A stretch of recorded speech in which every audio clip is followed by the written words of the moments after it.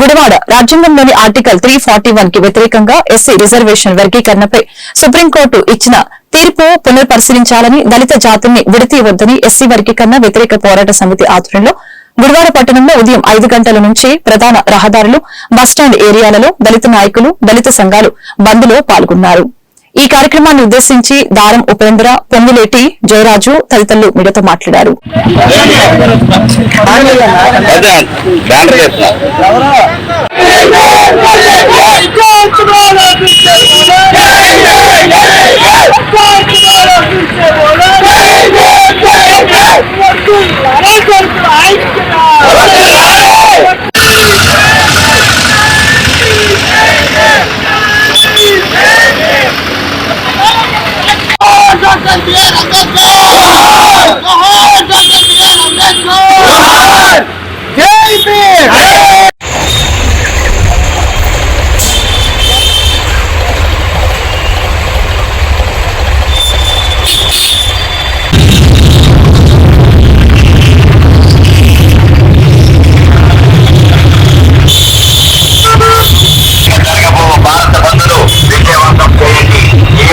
అందరికీ నమస్కారం అండి. ఈరోజు దేశవ్యాప్తంగా ఎస్సీ వర్గీకరణ వ్యతిరేకిస్తూ అన్ని దళిత సంఘాలు, ప్రజాస్వామ్యవాదులు, రాజ్యాంగ ప్రేమికులు ఈరోజు అఖిల భారత బంద్కు పిలుపునివ్వడం జరిగింది. ఈ బంద్లో భాగంగా గుడివాడ పట్టణంలోని ఎస్సీ వర్గీకరణ వ్యతిరేక పోరాట సమితి ఆధ్వర్యంలో ఈ బంద్ గుడివాడ బస్టాండ్ వద్ద మరియు గుడివాడలోని అన్ని ప్రధాన గోడలలో నిర్వహించడం జరుగుతుంది. అలాగే ప్రభుత్వ కాలేజీలు, ప్రైవేట్ కాలేజీలు, ప్రభుత్వ పాఠశాలలు, ప్రైవేట్ పాఠశాలలు కూడా స్వచ్ఛందంగా వాళ్ళు బంద్ని స్వచ్ఛందంగా ప్రకటించి స్కూళ్ళకి, కళాశాలలకు సెలవు ప్రకటించారు. వాళ్ళకి మా ధన్యవాదాలు తెలియజేస్తున్నాం.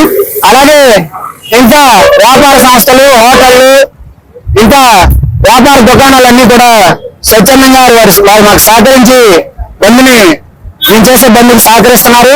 ఈ సందర్భంగా దళితులను విచ్ఛిన్నం చేసి రాజ్యాంగాన్ని నాశనం చేసే కుట్రలో భాగంగా ఈ ఎస్సీ వర్గీకరణ అనే అంశాన్ని ఈ కేంద్ర ప్రభుత్వం ముందుకు తీసుకొచ్చింది.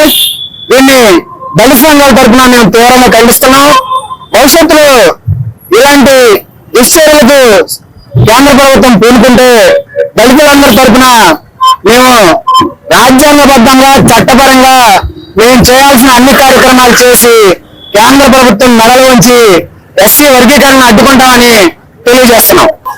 ఎడ్యుకేషన్ వ్యతిరేకంగా పాత బంధు ప్రకటించబడింది. మేధావులు, ప్రజాస్వామ్యవాదులు ఎవరైతే షెడ్యూల్గా ఉన్న ఎస్సీలు ఇవ్వకూడదని ఇతర ఆలోచించారు అందరూ సంవత్సరంలో పాత బంధు ప్రకటించబడింది. దాని నిమిత్తంగా ఎస్సీ వర్గీకరణ వ్యతిరేక పోరాట సమితి ఈ గురువాడలో ఇవాళ బంధు దాని నిమిత్తం అమలు చేయడం జరుగుతుంది. వర్గీకరణ విడుదల చేసే వరకు ఒక పోరాటం ఆగదు.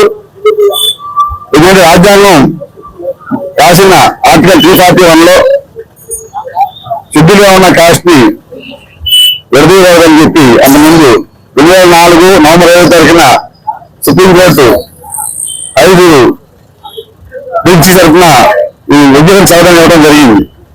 మనం దాన్ని మళ్ళీ పునరావృతం చేస్తూ ఈరోజు బీజేపీ మోడీ గారు అక్కడ హామీ ఇచ్చి హైదరాబాద్ లో మన్నాకృష్ణకి కావాలని ఆ యొక్క విధులు ఒత్తిడి చేసి ఈ యొక్క వర్గీకరణ బిల్లుని పెట్టడం జరిగింది, పాస్ అయ్యడం జరిగింది. కనుక దాన్ని వ్యతిరేకిస్తూ అది చల్లాలంటే 341 ఆర్టికల్ ప్రకారం పార్లమెంట్ లో సవరణ చేసి రాజ్యసభలో పెట్టి రాష్ట్రపతి ఆమోదం ముద్ర వేసిన తర్వాతే సుప్రీంకోర్టు నిర్ణయం తీసుకోవాలి.